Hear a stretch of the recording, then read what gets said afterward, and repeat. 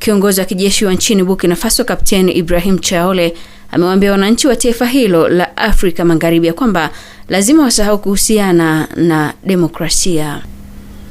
Traore amesema hayo katika mahojiano yaliyotangazwa kwenye televisheni ya kitaifa nchini humo ya RTB.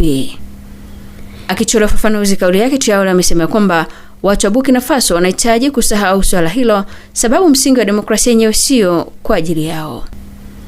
Itakumbuka kwamba kiongozi huyo alichukua madaraka kwa njia ya mapinduzi ya kijeshi mnamo Septemba mwaka 2022 baada ya kuangusha serikali nyingine ya kijeshi, na tangu wakati huo amezuia sauti za wapinzani. Serikali ya kijeshi ilivunja tume ya uchaguzi ya nchi hiyo mwaka jana na kisha mwezi Februari. Bunge liliongozwa na wanajeshi pia lilipiga marufuku vyama vyote vya siasa ambavyo shughuli zake zilikuwa zimesimamishwa tangu mwaka 2022.